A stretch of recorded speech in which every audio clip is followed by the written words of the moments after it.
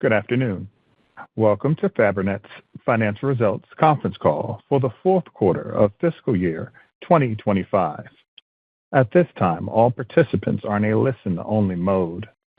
Later, we will conduct a question-and-answer session, and instructions on how to participate will be provided at that time. As a reminder, today's call is being recorded. I would now like to turn the call over to your host, Garo Toomajanian, VP of Investor Relations. Thank you, Operator, and good afternoon, everyone. Thank you for joining us on today's conference call to discuss Fabrinet's financial and operating results for the fourth quarter of fiscal year 2025, which ended June 27, 2025. With me on the call today are Seamus Grady, Chief Executive Officer, and Csaba Sverha, Chief Financial Officer. This call is being webcast, and a replay will be available on the Investors section of our website located at investor.fabrinet.com. During this call, we will present both GAAP and non-GAAP financial measures. Please refer to the Investors section of our website for important information, including our earnings press release and investor presentation, which include our GAAP to non-GAAP reconciliation, as well as additional details of our revenue breakdown. In addition, today's discussion will contain forward-looking statements about the future financial performance of the company. Forward-looking statements are subject to risks and uncertainties that could cause actual results to differ materially from management's current expectations. These statements reflect our opinions only as of the date of this presentation, and we undertake no obligation to revise them in light of new information or future events except as required by law. For a description of the risk factors that may affect our results, please refer to our recent SEC filings, in particular the section captioned Risk Factors in our Form 10-Q filed on May 6, 2025. We will begin the call with remarks from Seamus and Csaba, followed by time for questions.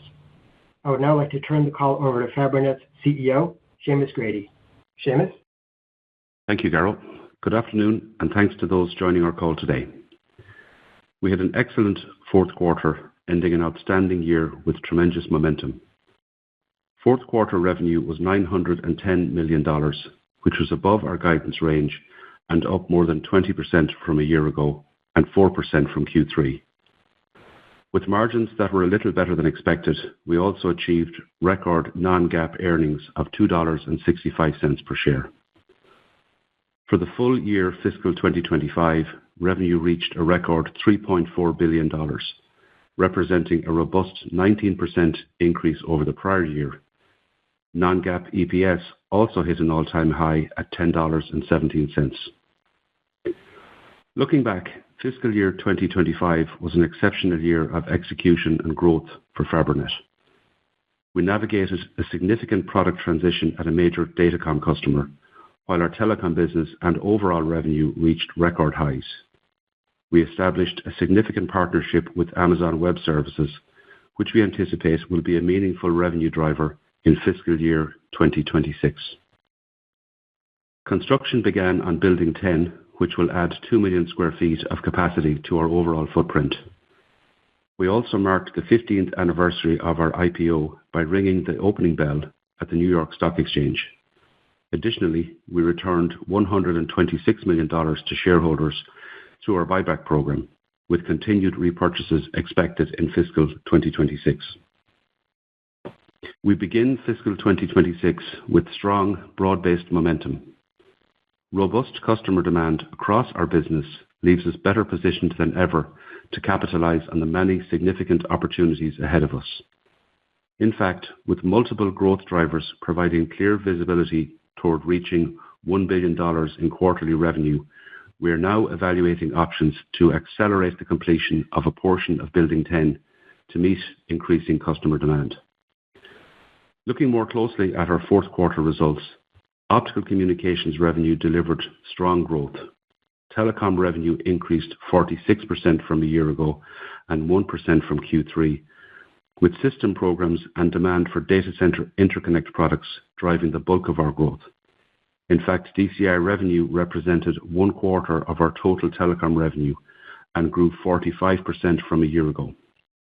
We expect our telecom momentum to continue into Q1 especially as we begin to ramp volume production of a next-generation system program for a major customer. As anticipated, Datacom revenue was down from a year ago, but increased double digits sequentially as we enter a meaningful growth phase for 1.6T products. With demand still increasing, we are very optimistic about Datacom growth trends for fiscal 2026.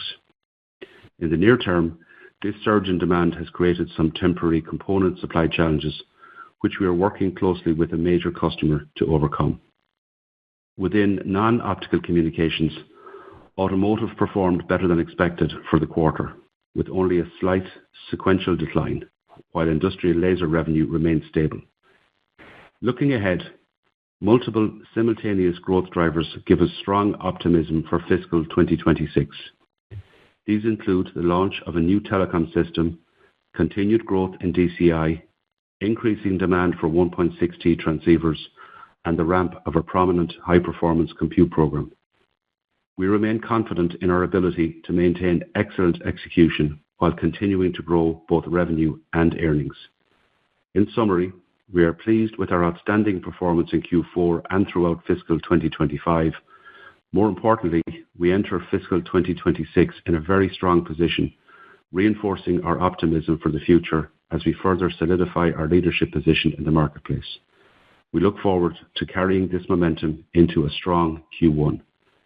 I'll now turn the call over to Csaba for more financial details on our fourth quarter results and our outlook for the first quarter of fiscal 2026. Csaba. Thank you, Seamus, and good afternoon, everyone. We had a very strong fourth quarter, achieving new quarterly records for both revenue and non-GAAP net income. Revenue in the fourth quarter was $910 million, above our guidance range, and an increase of 21% from a year ago and 4% from Q3. Non-GAAP EPS was $2.65, a new quarterly record. This result includes the impact of a $4 million or 10 cents per share FX evaluation loss.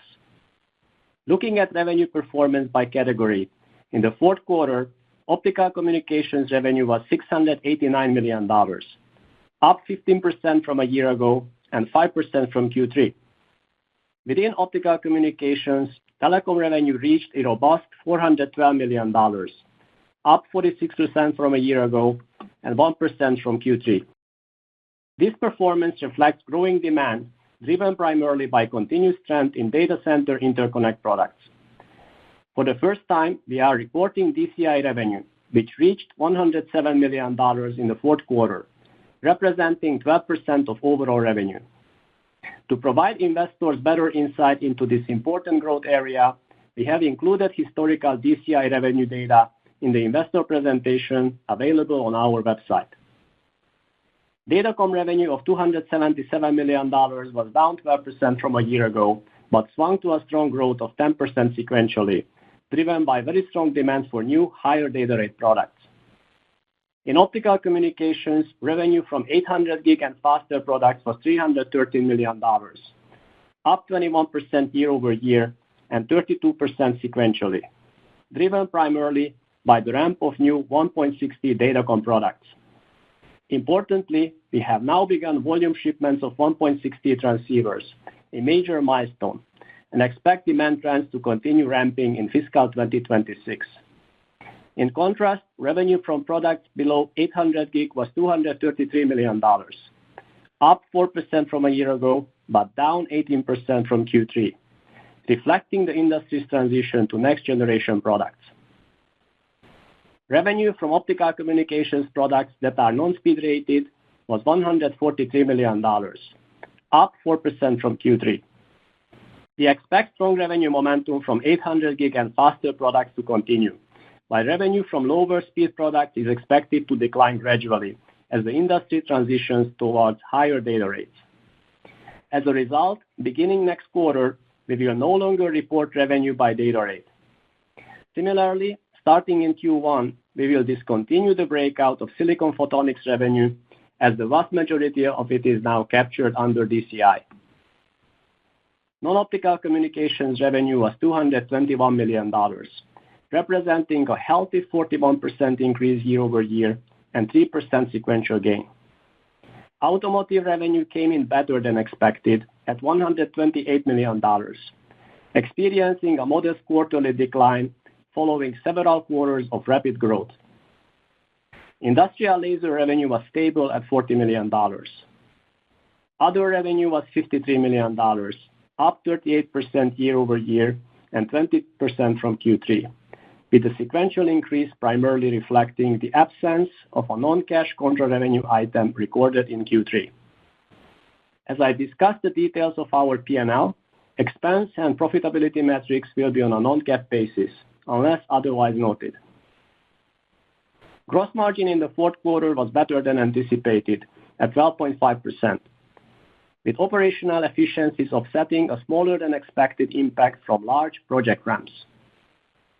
Operating expenses remained below 2% of revenue, resulting in record operating income of $97 million, or an operating margin of 10.7%, a 50 basis point improvement from Q3.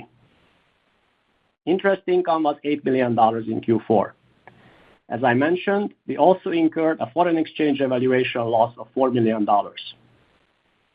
Effective GAAP tax rate was 6.5%. Non-GAAP net income was $96 million, or $2.65 per diluted share. For the full fiscal year, revenue was a record $3.4 billion, up 19% from fiscal 2024. Non-GAAP EPS was $10.17 for the year, which includes the impact of an 11-cent headwind from non-cash contra revenue and a 26-cent impact from FX evaluation losses. Looking at customer concentration, in fiscal 2025, we had two customers who represented more than 10% of our total revenue, with NVIDIA at 28% and Cisco at 18% of revenue. Our top 10 customers made up 86% of total revenue for the year, consistent with last year.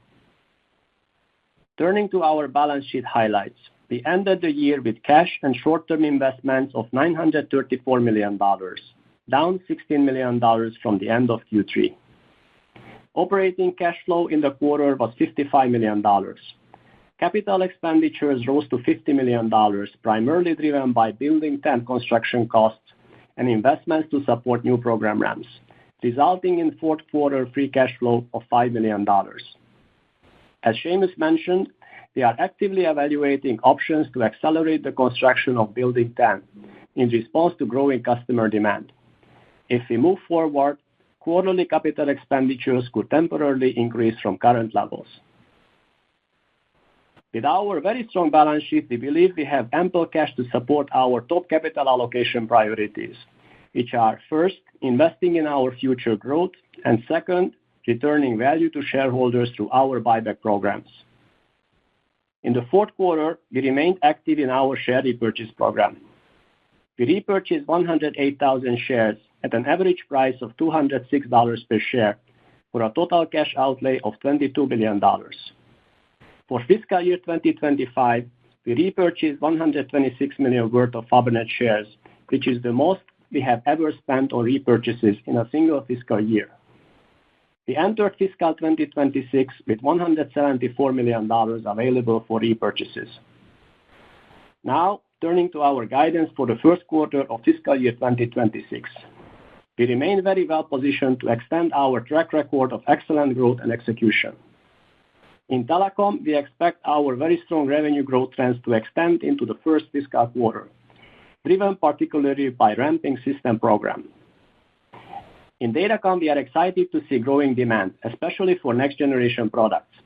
However, the surging demand has resulted in near-term supply constraints for some critical components, and as a result, we expect to see a sequential dip in datacom revenue in Q1. We are working with our customers and suppliers to resolve these supply issues, which we expect to be temporary. In non-optical communications, we anticipate strong growth, driven primarily by a new high-performance computing program. Since this new revenue stream does not align with our current disclosure categories, beginning in Q1, we will be introducing a new revenue category called HPC. In automotive, we expect the near-term softness experienced in Q4 to continue into Q1, but we remain optimistic about a return to more normalized growth trends. Industrial laser revenue should be relatively flat. Taking all of this together, we anticipate healthy year-over-year and sequential growth in the first quarter, with total revenue in the range of $910 to $950 million. From profitability perspective, please keep in mind that our annual merit increases take effect in Q1, creating seasonal margin pressure of about 10 to 20 basis points that we typically recover through efficiency gains over the course of the year. In addition, Q1 margins will be impacted by temporary inefficiencies from new product ramps, which are expected to subside as these programs advance through their early production stages.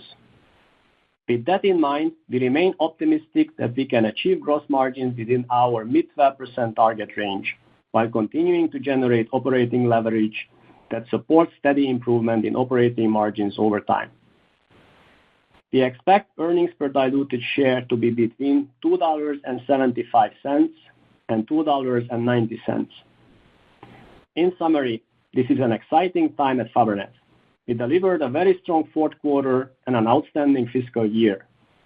With multiple new programs fueling our long-term growth trajectory and our strong competitive position, we are highly optimistic about Q1 and the new fiscal year ahead.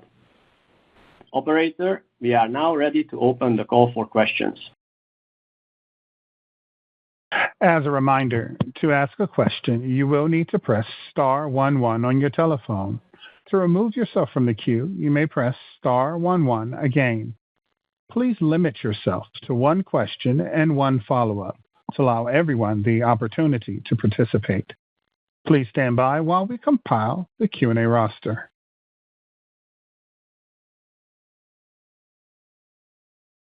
Our first question comes from the line of Karl Ackerman of BNP Paribas. Please go ahead, Karl. Yes, thank you, gentlemen. Congrats on the quarter. I have a clarification question and a follow-up, if I may. The clarification question is the dip in Datacom revenue that you expect in September, does that exclude or include contributions from the new HPC segment? Hi, Karl. Thanks for the question. So the new HPC program is not in our Datacom number in Q1. It will be in a new category that we'll report in the quarter called HPC or High Performance Compute.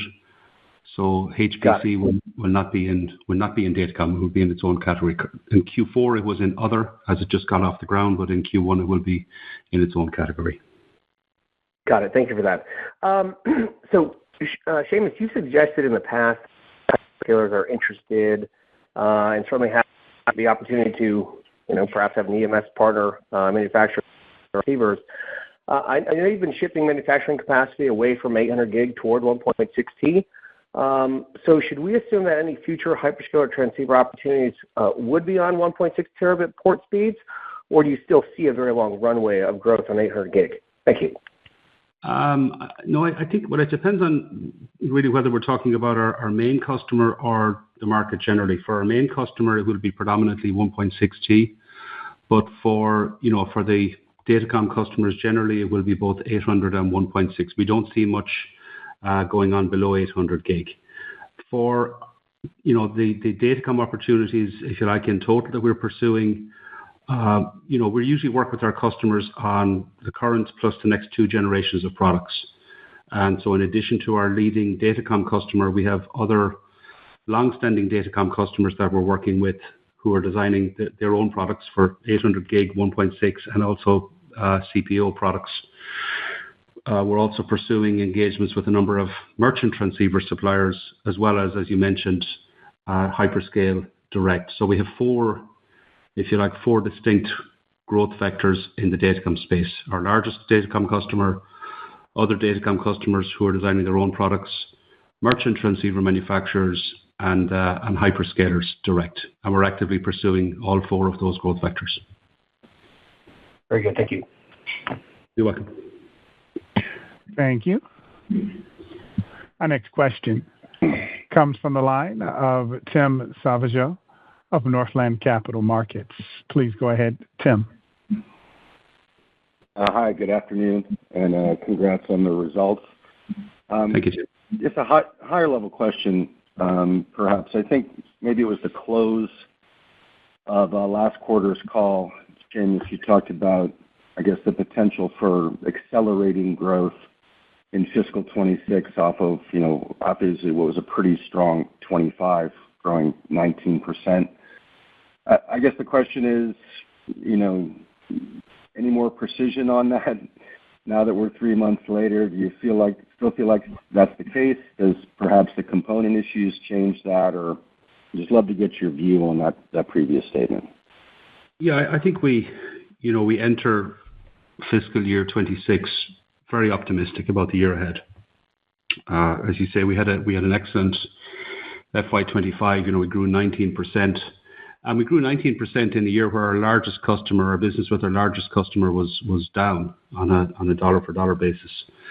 So that, we feel, I would say, very optimistic, Tim, about the year ahead. We guide one quarter at a time, so we're not going to give full year guidance, but I think our cause for optimism remains.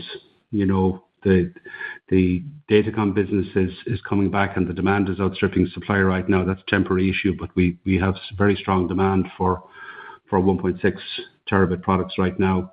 We have a number of other Datacom products in the works, as I just mentioned. The strong telecom trends continue, driven primarily by DCI. And we have a number of new customer wins, of course, that we've talked about previously. But overall, I think we enter the year, with a very positive outlook for the year ahead. Got it. And I guess that's evident to some degree in your comments about maybe accelerating the Building 10 capacity expansion. And trying to figure out what you're trying to communicate here. Have you pulled the trigger on something? Are you very close to, or how, as you said, evaluating options, how might we see that move forward and over what time frame?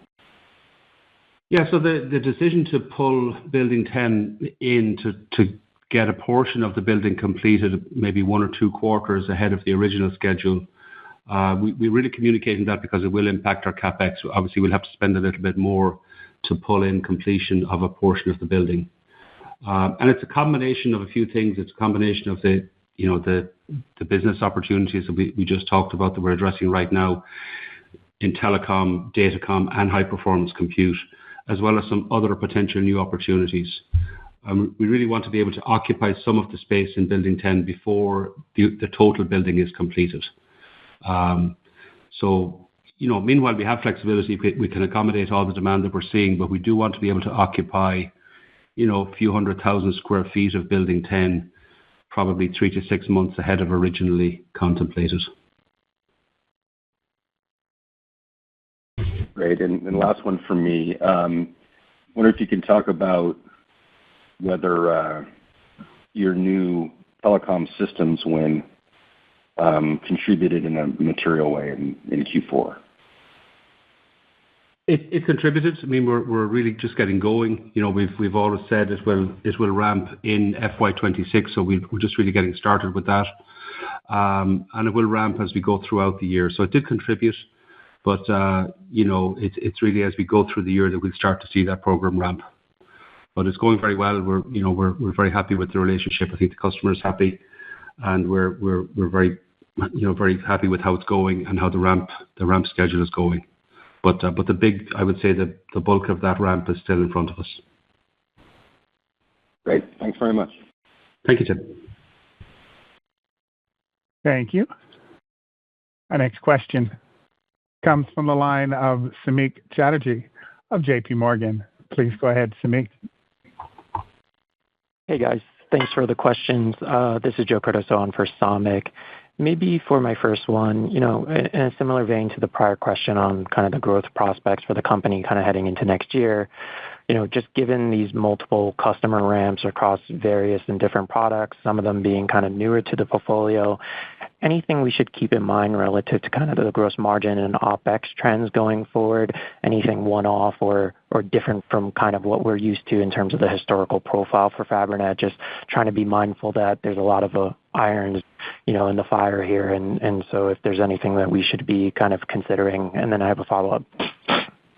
Hi, Joe. This is Csaba. So let me take that question.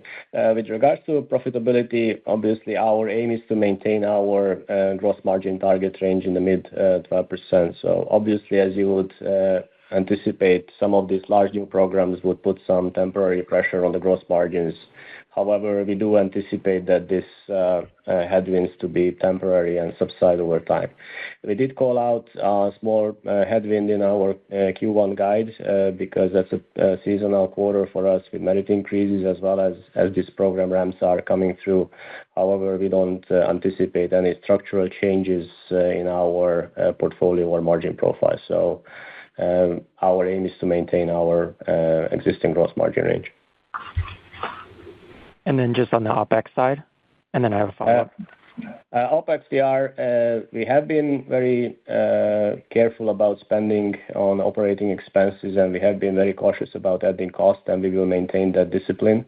As you see our track record, we have been able to deliver operating leverage year over year, so we continue that path. We don't anticipate to add any significant OpEx other than the usual merit increases throughout the year. So that should continue to drive operating leverage as the top line grows. Very clear. And then maybe just as my follow-up, 800 gig trends, you mentioned 1.6 being kind of the primary driver of growth sequentially, but curious, how much of a gating factor was the supply constraints that you highlighted? And as you think about the ramp going forward, any color on how you're thinking about the magnitude of the impact from these bottlenecks and when we potentially could see them easing? And then maybe just quickly, like any color on whether that's what components those are, lasers, DSPs, anything else that you guys are seeing that's kind of the concentration of the supply constraints?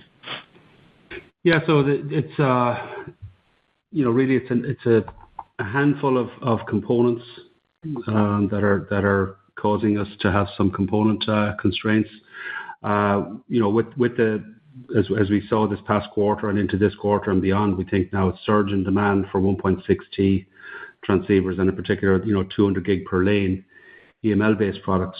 We are seeing some supply constraints, mainly for specific components. It's a small number of components. It's not broad-based. It's unique to really one component for one or two components for one product for our customer or for one customer. And because of these constraints, we're anticipating that the Datacom revenue will be down. We've called that out in our prepared remarks, but we think it's short-lived. We're pretty confident we're pursuing multiple paths with our customer and with the supply base to help remedy the constraints in order to meet the strong demand. And we believe the supply issues will be temporary. But they will take a little bit of time to fully resolve, maybe 1 or 2 quarters. But we do think it's a short-lived problem, but it's one we have to deal with right now. The good news is the demand is very strong, and the current demand is strong and well above the supply availability. But like I say, it's not unusual when you get a new product like this, a kind of a leading-edge product with leading-edge technology and a big spike coupled with a big spike in demand. It's not unusual to have these temporary supply constraints, but we'll work through that. Thank you, gentlemen. Thank you, Joe. Thanks, Joe. Thank you. Our next question comes from the line of Stephen Fox of Fox Advisors. Please go ahead, Stephen. Hi, good afternoon. I think I'm still a little confused on the gross margins. Can we back up and just talk about the fiscal fourth quarter margins for a second? You did better than you thought you would on efficiencies, but I would assume you had some of the product ramps going on. I guess you avoided the component shortages in the quarter and weren't expanding on Building 10 yet faster than previously thought. If you could just break that down, why didn't you see some of these headwinds and how else you got efficiencies in Q4 besides, better sales? Thanks. And then I had a follow-up. So let me clarify. So first of all, Steve, Building 10 expenses are not in the numbers. So Building 10 is a future event, so we don't see any gross margin headwinds from Building 10 context. So that's number one. Secondly, obviously, as these programs are ramping, obviously we do have certain inefficiencies that are baked in our outlook. However, the existing business continues to execute very well, and we had a very strong execution. So that's on the flip side, that resulted in better than expected gross margin in our Q4. Again, we do anticipate that this product ramps will put some pressure on the near-term gross margin. So going into Q1, we expect a mild headwinds. But Q4 was strong, and it's not particularly because of Building 10. It's just very strong execution on the legacy business and obviously starting off with the new programs. Just if I could just add maybe to Csaba comments there, Stephen, the ramp costs that we had assumed going into the quarter, we came in a little bit better than we had planned. But we have a few quarters, I think, now of fairly strong ramps going on simultaneously. So we are going to have to carry these ramp costs. When we start a new programs, some of these big programs, it takes a little bit of time to get ramped up to full efficiency. So we do carry some startup costs or NPI costs when we start these programs. And then in Q4, we just did a little bit better on efficiencies. Our operations team did an excellent job to execute to make sure that we came in a little bit better than anticipated in Q4. And just one other minor detail on all that, and that's very helpful, is that you didn't experience any component constraints to speak of in Q4. Is that correct? Not any huge constraints. I mean, we have, again, as we called out there, a couple of constraints going into Q1. There was some in Q4, but the big hit really is in Q1. We were able to get what we needed in Q4, but we are constrained in Q1, yes. Typically, Stephen, we don't have margin impacts from component shortages, so we are always able to juggle the capacity to make sure that component constraints don't create near-term. And good thing about component constraints, we have a fairly good visibility on supply, so we are able to adjust capacity. So there is no concern of headwinds from component constraints when it comes to gross margins. Great. Thanks for explaining all that. And then just as a follow-up, can you a little bit more on the data center interconnect business? I thought you also had talked about some new customers for the new fiscal year. I know you only got a quarter at a time, but can you give us a sense for the momentum? You were up 45% year over year in the quarter. Any way to think about how the momentum directionally continues for the new fiscal year? Any other clues you can provide there? Thanks. Yeah, maybe I'll let Csaba put a bit more detail around it. But in general, Stephen, our DCI business has been very strong. We've captured a number of customers there. They're all ramping, and we're able to keep up with the demand. And the demand seems to be, it's strong, it's robust, and it looks to be durable. And it is increasing over time. So I think as these big data center, clusters get rolled out, these big AI workloads get shared around between data centers, the need for DCI is increasing, if anything. So we see DCI demand continue to be very strong for some time to come. And some clarification there, Steve, as well. So DCI is a distinct category, as you called out. We wanted to give that additional color to the investors. So it's part of our telecom business, but we wanted to call out as it's a significant growth driver as we look ahead. So there is one more thing that's going on in DCI. Obviously, bulk of that growth came in the fiscal year from 400 ZRMs. We started to see transition to 800 ZR as well, but it's not at the expense of 400 at this stage. So there is that growth driver going on there. And to clarify your question about the new programs, we did not talk about particular DCI programs as a new category going forward. So DCI, we have already captured the customers who we have been shipping, and we anticipate the growth to come from those customers. So the new system wins will be in the telecom space, not a DCI, and the HPC is going to be a distinct, its own segment, and another DCI category. Great. That's all super helpful. Thank you very much. Thank you, Steve. Thank you. Our next question comes from the line of George Notter of Wolfe Research. Your question, please, George. Hi, guys. Thanks very much. Can you just remind us the triggers on vesting of the Amazon warrants and recognition of contra revenue? I know that it was $4 million last quarter, I think none here in the June quarter. Can I assume that you did not generate revenue with Amazon this quarter? Is that the right read-through? Hi, George. So basically, the first vesting was prior to signing the contract. So upon signing the contract, we vested 10% in Q3. So that was one condition of the vesting. The rest of the shares will vest over revenue and over time. So the fact that you haven't seen anything in Q4 has to do with the fact that there is a threshold that to be met in terms of revenue shipments. So it doesn't mean that we haven't shipped anything. So, but future vesting will be subject to revenue and volume shipments throughout the year. Got it. And then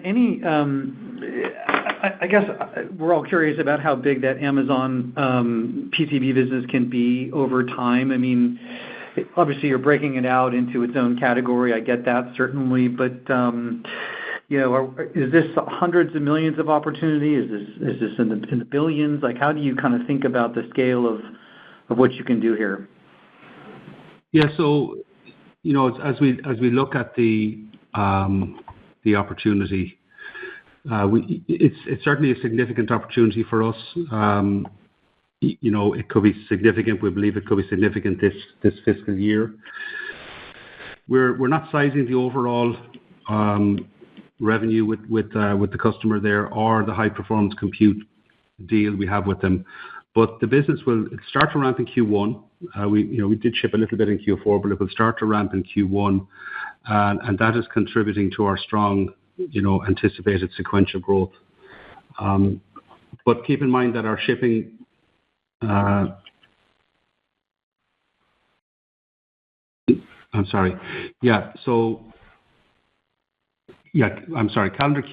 Q1 is just the beginning for us, though, with AWS, and we think there could be more to come. We have one opportunity, there's a high performance compute opportunity, but we're working hard to see if we can gain some momentum in other categories there.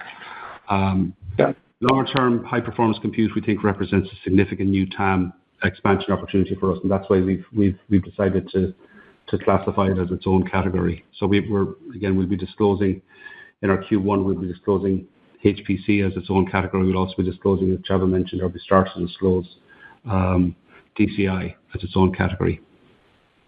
Got it. And then just to be clear, the ramp is in your fiscal Q1 or in calendar Q1 of 26? Fiscal Q1. We've already started. We've shipped some revenue in Q4. And really that's just the, getting off the ground, and that's why we have the, if you like, we've called that the startup cost, because, as you can imagine, when you start up, you don't start at cruising speed. We start up, we get the lines debugged, we get the efficiencies up, we make sure the yields are good, the customer comes and qualifies the production line, and then we start ramping. So that work has been largely completed now, and we're just beginning to ramp properly then this quarter. So fiscal Q1. Thank you. Thank you. Thank you, George. Thank you. Our next question comes from the line of Ryan Koontz of Needham & Company. Please go ahead, Ryan. Super, thanks. I'm going to ask also about Datacom, maybe a different angle here if we could. I certainly understand the ramp going on for your large customer at 1.6T. That's self-evident. You've talked about, I think, 800 remaining strong, and obviously there are other customers involved in the mix there. But Seamus, how would you characterize your visibility for 800 demand right now as you look at this next fiscal year? I think there's been some investor concern that that might dry up with your large customer shifting over. Thanks. Our visibility is quite good. Our main focus is on the next generation products, the 1.6T, but we have visibility on 800 gig as well. Our visibility is quite good, and like I say, in both areas, it's supply constrained as opposed to demand constrained right now. Right. Got it. Helpful. And then you guys had some pretty decent auto numbers, auto segment. Any view of how you think that unravels in 26? I think, steady. We think steady. I don't think it's going to have the same kind of growth trajectory as, let's say, high-performance compute or datacom or even telecom. It's probably more steady growth as we gain market share. Again, bear in mind, our automotive business is more on the infrastructure side, the EV charging side of the business, so we're not as exposed to consumer sentiment as maybe other companies who are producing for automotive companies. So we think automotive will be steady, but maybe not grow quite as fast as datacom or telecom or the others. That's great. And one last one, if I could sneak it in, it was around tariffs. Sure. Any dialogue with tariffs that you'd be willing to share in terms of how your discussions are going with customers? Yeah, it's an interesting one. For us, we haven't seen any meaningful impact to date from the tariffs. First, bear in mind, our shipping terms with our customers dictate that the receiver or the customer is responsible for the tariffs, so we don't bear the cost of the tariffs. And the products we make, both in the optical communication space and the non-optical communication space, those categories are not necessarily shipped directly to the U.S. as they may be shipped to Asia or Europe or elsewhere to another contract manufacturer for higher level assembly. So in many cases, the products we make, they don't ship directly into the U.S. So thus far, we have not seen any significant impact from tariffs, thankfully. Super helpful. Thanks for that. Thank you. Thank you. Our next question comes from the line of Mike Genovese of Rosenblatt Securities. Please go ahead, Mike. Thank you. Seamus, I'm wondering, do you have any of your 800G customers moving to 200G per lane lasers, or is 800G still a 100G per lane market? The focus for us is on 200 gig per lane, 800 gig products. That's the bulk of the growth that we're seeing is on 200 gig per lane, 800 gig products. So when you talk about supply constraints, then is it in both for the current quarter? Is it in both 800G and 1.6, or is it more in 1.6 than in 800? It's affecting both. It's both 800 gig and 1.6T. Yes. So then when we talk about being sequentially down in the quarter, then that sounds like it could happen at more than one customer. That would be something that would happen at multiple customers because potentially 200G per lane EMLs are in short supply. Is that a right read? Yes and no. I think there's a number of opportunities we're working on with customers, but they're not producing meaningful revenue in the current quarter, even though we're working on several opportunities. The big impact is with our main customer on the 200 gig per lane, again, which impacts both 800 gig and 1.6. But there are other customers we're working with on both 800 gig and 1.6 actually, but they're not meaningful in terms of revenue in the current quarter. Okay, perfect. I'll pass it on. Thank you. Thank you, Mike. Thank you. Once again, to ask a question, please press star 11 on your telephone. Again, that's star 11 to ask a question.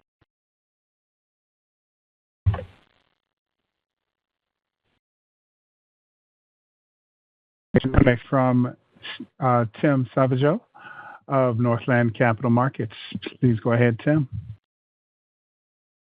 Yeah, thanks for the follow-up. And just a couple quick ones. One, could you take a shot at quantifying the impact of the component shortages on datacom? I assume without that, they'd be up. Would that be up significantly? Throw us a number on that one. And also, obviously, 800 gig and above grew quite sharply in the quarter, but much more sharply not as sharply as datacom. Sorry, datacom didn't grow that sharply. So it looks like you had a big kick up at 800 gig and above telecom, and that was kind of what I was asking with Sienna before. But if I'm reading the numbers right, I wonder what might be driving that. And that's it for me. Thanks. Yeah, I think on the impact of the component shortage in datacom, we're not going to quantify that, Tim, but it's, I'll put it this way, it's meaningful enough for us to call it out. We would be up fairly significantly were it not for that issue. We're not going to quantify it, but it's a substantial enough headwind for us this quarter. On the 800 gig and above, that's a mix of, as you rightly point out, both datacom and telecom. So, good growth in the datacom business, the 800 gig and above, but also, primarily DCI and other products in the 800 gig telecom category. I don't know, Csaba, if you want to add anything to that. No, I think that's the color we can provide there. So obviously, we are seeing some in DCI. It's below 800 gig TIM. So 400 ZR was very strong in DCI segment. So that potentially that's a reason for not going as fast as datacom. Okay, thanks a lot. Thank you, Tim. Thank you. I would now like to turn the conference back to Seamus Grady for closing remarks. Sir? I thank you for joining our call today. We're very pleased with our strong fourth quarter results, culminating in another record year for the company. As we look to the first quarter and fiscal 2026, we're very excited about the opportunities that lie ahead and believe we are better positioned than ever to extend our strong track record of growth and execution. We look forward to speaking with you in the future and to seeing those of you who will be attending the Wolfe Research Conference in September. Goodbye. This concludes today's conference call. Thank you for participating. You may now disconnect.